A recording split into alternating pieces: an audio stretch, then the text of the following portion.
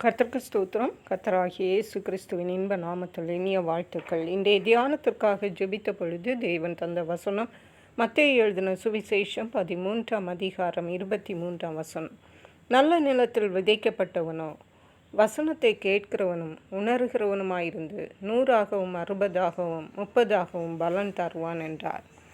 நம்முடைய கர்த்தராகிய இயேசு கிறிஸ்து அவருடைய பிள்ளைகளாகிய நாம் நல்ல நிலமாக காணப்பட வேண்டும் என்பதை எதிர்பார்க்கிறார்.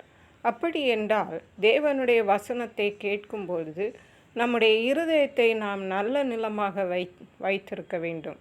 நல்ல நிலத்தில்தான் அநேக பலன்கள் கிடைக்கும், அதிகமான பலன்கள் கிடைக்கும். அதே போன்றுதான் தேவனுடைய வசனத்தை நாம் கேட்டு நல்ல நிலத்தில் விளைந்த விதைகளைப் போல நாமும் நல்ல பலன்களை தர வேண்டும் என்று தேவன் நம்மளை எதிர்பார்க்கிறார். இயேசு கிறிஸ்து ஒரு உவமையை சொன்னார். அதிலே 4 நிலங்களை பற்றி சொன்னார். ஒன்று வழி அருகே விதைக்கப்பட்ட நிலம், விதை.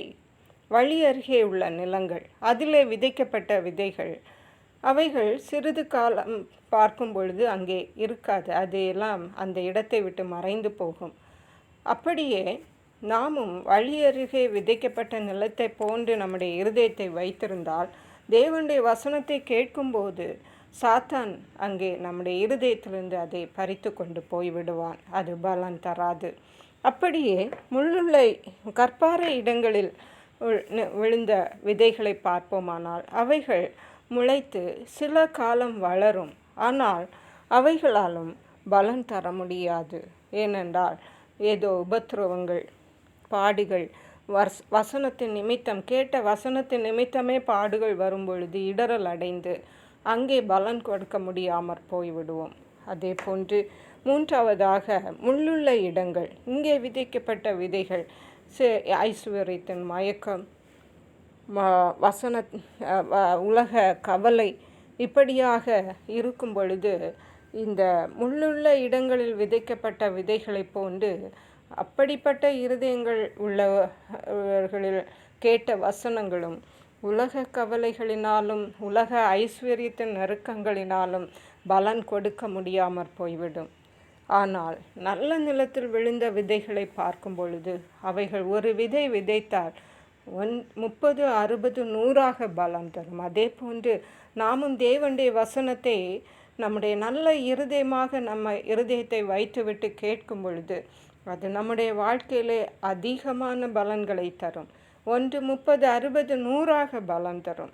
அதை தான் தேவன் நம்மில் இன்றைக்கு எதிர்பார்க்கிறார். அருமையான கர்த்தருடைய பிள்ளைகளே, நம்முடைய கிறிஸ்தவ வாழ்க்கையிலே நம்முடைய இருதயத்தை நல்ல நிலமாக நாம் வைத்து கொள்வோம். தேவனுடைய வசனத்தை கேட்டு அதன்படி செய்கிறவர்களாக காணப்படுவோம். அப்படி செய்யும் பொழுது நம்முடைய வாழ்க்கையிலே நல்ல பலன்கள் கிடைக்கும். இம்மையிலும் மறுமையிலும் அதன் பலன்களை நாம் அனுபவிக்க முடியும். மாறாக நாம் இருதயத்தை வேறு எப்படியோ வைத்துவிட்டு நாம் வசனத்தை கேட்போமானால், அல்லது கேட்டும் பலன் கொடுக்க முடியாமல் கவலைகள், பாரங்கள், ஐஸ்வர்யத்தின் மயக்கங்கள், பிசாசின் கிரியைகளினாலே நம்முடைய இருதயத்தை நிறைத்திருந்தோமானால் நிச்சயமாகவே நாம் கேட்ட வசனங்கள், நாம் தியானிக்கிற வசனங்கள் ஒன்று கிரியை செய்ய முடியாமற் போய்விடும்.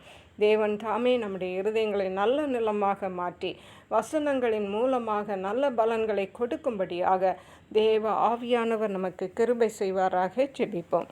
எங்களை கிருபை நேசித்து பாதுகாத்து வழி நடத்துகிற எங்கள் அன்பின் தகப்பனை, ஆசீர்வதிக்கப்பட்ட இந்த நல்ல நாளுக்காக நன்றி. இந்த நாளிலும் அன்பின் தகப்பனை துதிக்கிறோம் ஆண்டவரே, ஸ்தோத்திரம். நாங்கள் கேட்கிற வசனங்கள் ஒவ்வொன்றும் அப்பா நல்ல இருதயமாகிய நிலத்தை போன்று நல்ல இருதயமாகிய எங்களுடைய இருதயத்தில் அவைகள் வந்து 1, 30, 60, 100ஆக பலன் கொடுக்க கிருபை தருவீராக. நன்றி பரிசுத்த ஆவியானவரே. துதி கன மகிமை உமக்கே செலுத்துகிறோம். மீட்பரும் இரட்சகருமாகிய இயேசு கிறிஸ்துவின் இன்ப நாமத்தில் ஜெபிக்கிறோம் எங்கள் அன்புள்ள பரமபிதாவே. ஆமென். God bless you.